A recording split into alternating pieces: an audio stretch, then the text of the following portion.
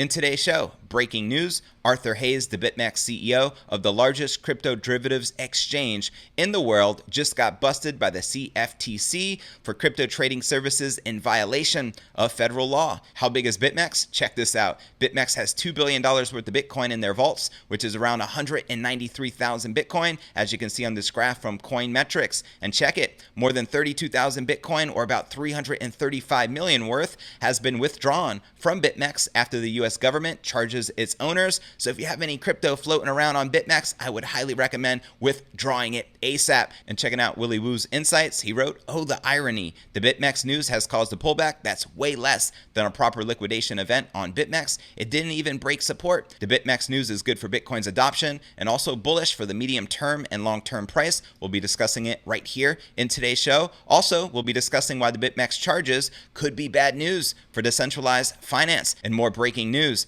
Bitcoin and stocks fall as Trump tests positive for COVID-19. That's right, he recently tweeted, "Tonight, my wife and I tested positive for COVID-19. We will begin our quarantine and recovery process immediately. We will get through this together." What does this mean for the Bitcoin price? We'll be discussing it right here in today's show. Also in today's episode, we'll be discussing, is Bitcoin hitting 6 digits inevitable? Well, according to a viral Reddit thread, Bitcoin has a better chance of going to $100,000 than zero. I'll be breaking this down for you in today's show. We'll also be taking a look at the latest from the infamous stock to flow model. Now that we have closed September below August, what does this mean for the Bitcoin price and the trajectory of the stock to flow, which predicts a $100,000 Bitcoin price by the end of next year? We'll be breaking this down in today's show. I'll also be taking a look at the overall crypto market. Yesterday, we were in the green. All the major cryptos were surging, but guess what? We're all back in the red once again, including Bitcoin, Ethereum, Litecoin, XRP. But where's the Bitcoin price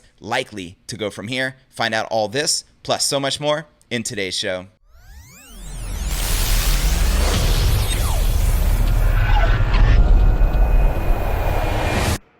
Here at Crypto News Alerts, I drop a brand new episode every single day, so be sure to smash that subscribe button. That's right, and turn on all notifications to receive daily premium crypto news alerts every single day, just like this. And before I kick off today's show, if interested in tapping into OPM, leveraging other people's money to grow your wealth and crypto portfolio, then smash that link right below the video in the description. All right, welcome back to another episode of Crypto News Alerts. I'm your host, JV. Let's kick it off by diving into today's breaking story. Check it out. The CFTC has charged Bitmex CEO Arthur Hayes, as well as other affiliate entities, with offering U.S. customers crypto trading services in violation of federal law. And more than 32,000 Bitcoin, worth about 335 million, has been withdrawn from Bitmex after the U.S. government charges its owners. That's right, more than 32,000 Bitcoin, currently worth 335 million, has been withdrawn from Bitmex in less than 24 hours after the U.S. government filed charges against the crypto derivatives exchange owners. The withdrawal figure was revealed by Philip Gradwell, the chief economist at blockchain analytics firm Chainalysis, on Friday at around 4:30 a.m. Eastern. Gradwell said Bitmex withdrawals are already adding about 25% more liquidity to the Bitcoin market. Some of the withdrawn Bitcoins are going to Gemini, owned by the Winklevoss twins, and other known exchanges, while some of the exchanges with personal wallets, said Gradwell, who thinks more withdrawals may follow in subsequent blocks. Now, crypto data and analytics firm Coinmetrics said more than 37,000 Bitcoin, currently worth 387 million, has been withdrawn from Bitmex. The difference between the two figures by Chainalysis and Coinmetrics is common, since the different platforms have different data sources. Checking out this tweet from Nick Carter, who wrote, "Bitmex has about $2 billion worth of Bitcoin in their vaults, which is around 193,000 Bitcoin, as you can see in this graph brought to you by Coinmetrics." Now check out this withdrawal graph. Pretty crazy, right? This shows the Bitmex Bitcoin withdrawals, and this source is coming from Coinmetrics Network Data Pro. The large withdrawals come soon after the Commodity Futures Trading Commission, known as the CFTC, and the U.S. Department of Justice, the DOJ, filed charges against the owner, operators of Bitmex, including co-founder and CEO Arthur Hayes, for allegedly operating an illegal exchange and violating rules. The DOJ also arrested Bitmex CTO Samuel Reed in Massachusetts. That's right, Bitmex operators regulators plan to fight the charges, a spokesperson for HDR Global Trading Limited, the exchange's parent company, told The Block yesterday. We strongly disagree with the U.S. government's heavy-handed decision to bring these charges and intend to defend the allegations vigorously, said the spokesperson. Bitmex currently still holds between 135,000 and 170,000 Bitcoin, meaning many of its customers are still staying put, at least for now. Now, if I was you and if I had crypto holdings on the Bitmex exchange, I would withdraw them immediately because who knows, those funds could get frozen. Now, the exchange's open interest, or the value of outstanding derivative contracts that are yet to be settled, has also not declined that much, according to the Block research. Interestingly enough, right, the open interest of Bitmex's Bitcoin perpetual contracts has reduced by about 16%, or $119 million, to stand at about $627 million at this time. The open interest of the exchange's Ethereum perpetual contracts, on the other hand, has declined by 37%, or $60 million, to about $103 million. Now let's check out some tweets from some influencers. We had the Crypto Lark tweet. Remember 2 days ago when JP Morgan was caught rigging gold markets for 8 years and their CEO didn't go to jail? Yeah, but let's throw the book at Bitmex because something, Bitcoin, touche. He makes a great point right here, and checking out some of the responses. If crypto cannot regulate itself, then however disingenuous it might be, someone will regulate it for them. Bitmex is no one's friend. They're not helping the space. Neither is Binance, nor is Tether. It's got to become a more respectable space to convince the masses to join. So there you have it. Let me know if you agree or disagree in the comments right down below. Now let's check out what Willy Woo has to weigh in on the topic. He wrote, "Oh, the irony. The Bitmex news caused a pullback. That's way less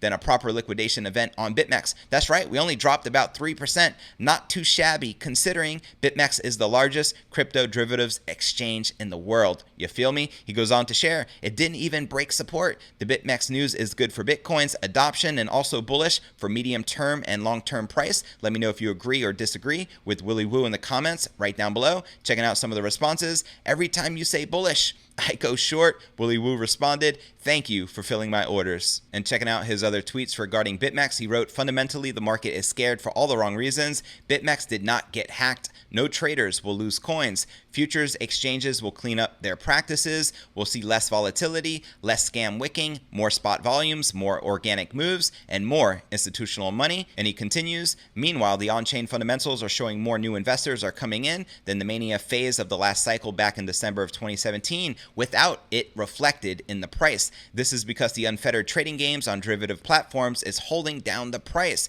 The CFTC just announced they're turning the volume down on unregulated derivative exchanges and their dominance on price. Bitcoin is going to pop." Again, let me know if you agree or disagree in the comments right down below. And before I break down our next story of the day, why the Bitmex charges could be bad news for decentralized finance, let's first take a look at the overall crypto market. As we can see, a sea of red, the complete opposite of yesterday, since we've had all this breaking news from Bitmex to Donald Trump catching COVID, allegedly, at least according to his tweet. We can see Bitcoin down 3.3% for the day, still trading above 10,000, which is a good sign. However, we did just break below that critical $10,500 support. There's some analysts predicting we drop below 10,000 and close that CME futures gap, which is still open at about that $9,600 to $9,700 range. Let me know if you feel the Bitcoin price is likely to do so, or do you feel we'll climb back up from here? Drop me a comment below. We have Ethereum down a whopping 7%, as this Bitmex news is not good for decentralized finance. Ethereum currently trading at $338. We have XRP down about 5%, trading at 23 cents. BNB down 7.5%, trading at 26 bucks. Chainlink down 11.5%, trading just above $9. So as you can see, the crypto market is looking bearish at the moment. All right, now let's break down our next story of the day, shall we? In the aftermath of criminal charges against Bitmex, the crypto community is debating whether the decentralized finance sector is also set to face the wrath of regulators. On October 1st, the U.S. Commodity Futures Trading Commission announced charges against 3 Bitmex executives, including the CEO, Arthur Hayes, which I just broke down for you a little earlier. DeFi protocols, including decentralized exchanges, have made a virtue of having minimal AML and KYC procedures, know your your customer. However, many now wonder if DEXs are also obliged to comply with the BSA, even though most projects seek to decentralize ownership and governance throughout their communities. Now, while many DeFi protocols appear to believe that they can evade regulators simply by becoming fully decentralized, there are increasing doubts as to whether this is true. And in the case, DeFi protocols have come under fire recently for operating with a high degree of centralization, with 12 of the top 15 projects maintaining God mode admin keys. Checking out this tweet from Adam Cochran, who wrote, "So a lot of crypto Twitter doesn't understand why today's news isn't just bad for centralized finance, but it's also bad for decentralized finance. It has something to do with the legal nuance and a little something called Bank Security Act, known as BSA. Here's a rundown, and I'm just going to include a couple as he goes on a rant for 25 tweets right here. The US is a complicated patchwork of jurisdictions when it comes to laws. It has multiple regulatory bodies, multiple types of law, multiple regulatory jurisdictions, and hefty debate on how the law is applied." And basically, in this 25 post Twitter thread, angel investor and blockchain consultant Adam Cochran examined the potential fallout from the Bitmex charges for DeFi protocols. He argued that while authorities cannot directly shut down a decentralized exchange due to its decentralized nature, regulators could target the core developers who hold the admin keys and domain providers hosting the front-end interfaces of the decentralized exchanges. He goes on to share, if that happened to a protocol, a large bulk of users would stop using it and not interact with the contract directly, essentially killing the protocol, he said. The takeaway here is that a protocol isn't outside the reach of the government. There is always pressure points that can be applied. So there you have it. But Cochran believes the crypto community should actively want regulations like the BSA to apply to DeFi, adding that there is a difference between wanting sovereignty and privacy over your funds versus enabling criminal activity. And in response to Adam Cochran, Tendies.eth wrote, "Centralized exchanges can enable money laundering through their private databases, but this is not true for decentralized finance, where every TX is public and transparent." Talking about transactions, DeFi is much more trackable than private banks and centralized exchanges. "I don't see regulators going after open protocols, but rather individuals using them." And Adam Cochran responded, "BSA isn't just about money laundering. It's also about the ability to transfer money to other people, so it still applies here. This also doesn't account for mixers, shielded transactions, cross-chain transactions, and multi-wallet pools, etc." And Tendies responded, "Then how is DeFi different from Ethereum and Bitcoin? Both enable the same thing. If you're saying this is a long-term bearish for Bitcoin and Ethereum too, because they let people transfer money openly, then I disagree." In which Adam Cochran responded, "It's the same way that the US dollar itself is not illegal, but Hawala networks are." Whatever a Hawala network is, let me know in the comments because I have no clue. But he goes on to share, "One is the medium of exchange, the other is an effort of exchange in the form of enterprise." Let me know if you agree with Adam or disagree in the comments right down below. Then we have Dave Jevons, CipherTrace's chief executive officer. He said he doesn't believe DeFi protocols are likely to embrace regulations, but it was coming anyway. He goes on the record to share, "They're not going to be able to escape from regulation for long," Jevons said. "The eyes are upon them." And then we have Crypto Whale, who told his 40,000 followers that he believes regulation is coming for 8,800 projects on the market that are operating illegally and will be shut down, including DeFi tokens, exchanges, and privacy tokens. Like, whoa, check this out. When regulations are added soon, the crypto markets will see its largest purge in history. There's over 8,800 plus projects on the market that are operating illegally and will be shut down, including DeFi tokens, crypto exchanges, marketplaces, privacy tokens, ERC20 coins on the Ethereum blockchain, as well as ICOs. All right, and now for our next breaking story of the day. Bitcoin and stocks fall as Trump tests positive for COVID-19. That's right, checking out his tweet. "Tonight, my wife and I tested positive for COVID-19. We will begin our quarantine and recovery process immediately. We will get through this together." How will this affect the crypto market? Let's talk about it. In a recent tweet, which I just shared with you, Trump said him and the First Lady, Melania, have tested positive for COVID-19 and they would begin their quarantine process immediately. "We will get through this together," Trump tweeted. And as a result, the Australian All Ordinaries is down 1.35%, and the US markets, the S&P 500 futures fell about 2%, and gold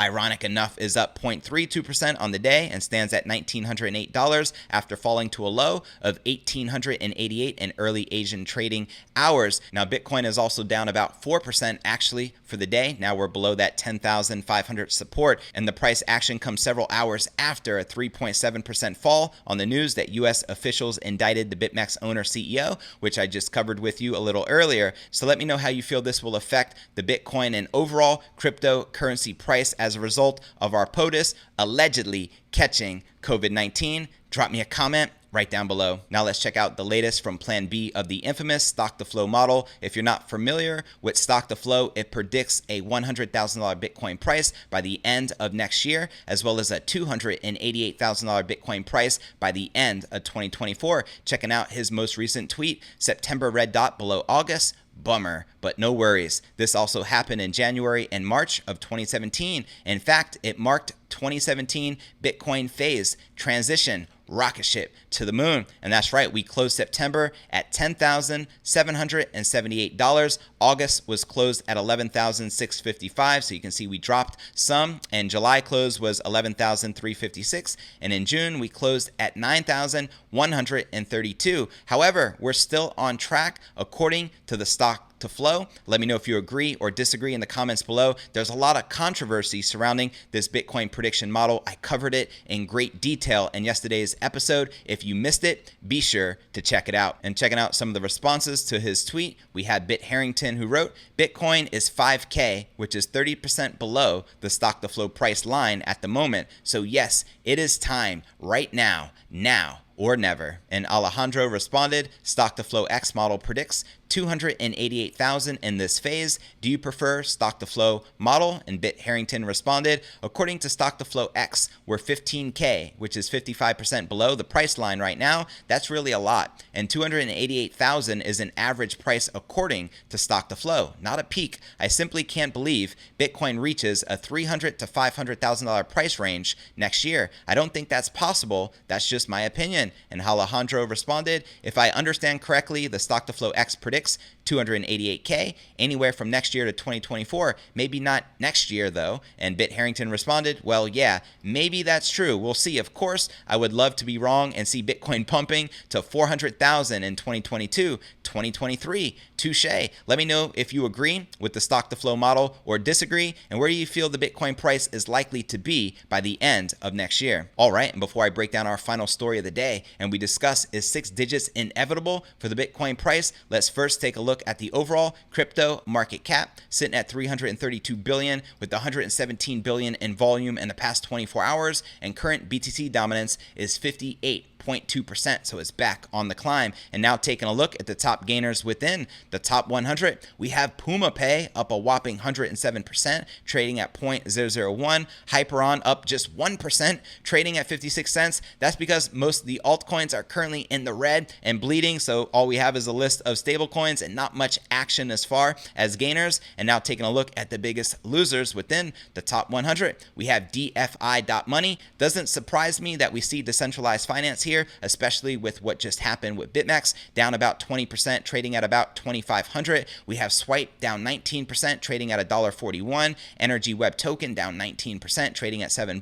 Sushi Swap down 17.5%, trading at $1.09. We have UMA down 17%, Synthetics Network down 17%, Arweave down 16%. So as you can see, all these decentralized finance projects are bleeding at the moment. And now checking out the Bitmex margins, we can see the bears are in domination mode. And guess what? These are the actual Bitmex margins. So really, what did you expect? We have bears leading with about 190 million in superiority in the last 24 hours, with shorts leading by a whopping 55% versus 44.7% longs. Are you currently bullish or bearish on the king of all crypto? Holla at your boy. And now checking out one of my favorite indicators is the Crypto Greed and Fear Index. Shows we're currently rated a 41 in fear. Yesterday was a 45 in fear. Last week a 46 in fear. And last month an 83 with extreme greed. Now, if you're not familiar with the Crypto Greed and Fear Index, extreme fear can be a sign investors are too worried. That can be a great buying opportunity, aka BTFD, buy the frickin' dip. And when investors are getting too greedy, well, that means the market is due for a correction. All right, now let's break down our final story of the day. For a number of years now, Bitcoiners have predicted the price of Bitcoin will surpass its all-time high from 2017, and many believe it will rise to 100,000 or a six-digit price range by next year. This week, Bitcoin enthusiasts discussed the possibility of the crypto asset reaching $100,000 at great length. Let me know if you feel Bitcoin is likely to hit 100K and when you feel that is likely to happen. My prediction, it happens by the end of next year, so I agree with the infamous stock to flow model. Now, in mid-December 2017, the Bitcoin price soared and touched an all-time high of 19,900 and something, so let's just say it was 20,000. Today, Bitcoin is 45% lower than its 2017 all-time high, but a number of Bitcoiners believe that the crypto asset will surpass that price range. For instance, at the 2020 Virtual Blockchain Week event, the well-known venture capitalist Tim Draper said he believes the price of Bitcoin will touch $250,000 by 2022 or early 2023. Talk about being bullish. And then we have Mark Yusko, the CEO of Morgan Creek, said he thinks the Bitcoin price will reach 100,000. Other influencers who believe 100K per Bitcoin is attainable includes Blockfyre's Simon Dedic, Cardano's Charles Hoskinson, and Morgan Creek's Anthony Pompliano. Shout out to Pomp. And this week, a lot of average folks on the Reddit forum also discussed the possibility of the Bitcoin price reaching 100K. The Reddit post called "How many people here think 100K is happening at any point?" which was a topical discussion just recently, and hundreds of people commented. And we also had Plan B poll his followers. He asked, do you think Bitcoin will reach 288,000, 100,000, and before December 2021, or will Bitcoin stay below 55,000? And 34% of his followers said Bitcoin stays below 55,000. Now, this was back on September 25th. Now, a deep scan into the thread on the Reddit forum shows a great majority of the Bitcoiners think that 100K is destined to happen. I'm one of those Bitcoiners. Are you? Let me know in the comments. Although there was a fraction of individuals who did not think Bitcoin could reach a six-digit zone. I call them Bitcoin perma-bears. You feel me? A number of individuals gave reasons to why they think that the crypto asset could reach this psychological price range. A few people compared Bitcoin to the likes of gold and said that the crypto asset will mimic the precious metal store of value benefits. And we also had the Winklevoss twins who recently made the case for a $500,000 Bitcoin price. And the main case in point is that Bitcoin will eventually flip on the gold market cap, which is currently about 8 to 9 trillion. And once it does, we can expect Bitcoin to be above 500,000. Now, this Reddit user wrote, just look at the market cap for gold in the trillions, around 9 trillion. The individual stressed, if Bitcoin can hit the same market cap, that would mean about 485,000 per currently circulating Bitcoin. Boom. That's just using this year's numbers and not counting for lost Bitcoin. So there you have it. The subreddit Bitcoin is not the only place on the web where individuals are discussing Bitcoin hitting the six-digit range. On Twitter, the 100K per Bitcoin conversation is also very prominent. And the same day, the Twitter user Anastasia explained that she will be dancing when Bitcoin reaches the 100,000 region. She tweeted right here, when Bitcoin hits 100K, I'm going to dance around everyone who said that putting money into Bitcoin is a bad idea, saying suckers, suckers, suckers. So there you have it. And then we have Michael Goldstein tweet, $100,000 Bitcoins will be more useful than $10,000 Bitcoins. Touche. And checking out a response here. But what if 100K has the same worth purchasing power as 10K today? Talking about hyperinflation. The way I see it, when we start quoting everything in sats, satoshis, that's when Bitcoin has accomplished its mission, not at 100K or 1 million. I really don't think Venezuelans care about being millionaires in their currency anymore. And he makes a great point. On Friday, Crypto Capital Venture told his 19,000 Twitter followers that 100,000 will happen, but the crypto asset will probably slide back down to 30,000. Checking out his tweet right here. Bitcoin to 100K isn't a final destination. It's a pit stop, a service area where the rest of the world will finally have a chance to say, okay, let me get on board, please. And then it will retrace to $30,000. And now for a quick recap of what I covered with you here in today's show. Arthur Hayes, the Bitmex CEO, just got busted by the CFTC with the largest crypto derivatives exchange in the world, Bitmex, for in violation of federal law. More than 32,000 Bitcoin, worth about $335 million, has been withdrawn from Bitmex after the U.S. government charges its owners. We also discuss why the Bitmex charges could be bad news for decentralized finance, as well as Bitcoin and stocks falling as a result of Donald Trump testing positive for COVID-19. And we also discuss the inevitability of the Bitcoin price crushing $100,000, which is more likely than to go to zero. So where do you feel the Bitcoin price is likely to go from here? Do you feel we'll drop below that critical $10,000 psychological support and close that CME futures gap at that $9,600 to $9,700 range? Or do you think we'll continue to climb from here? Let me know your thoughts in the comments right down below. Well, that's going to conclude today's show. As always, I appreciate you tuning in and journeying along with me inside this incredible crypto matrix.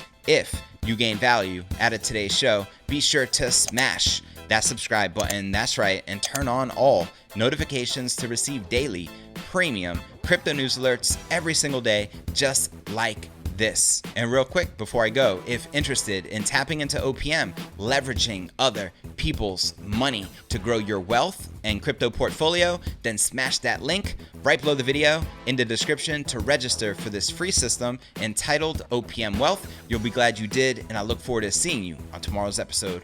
Deuces.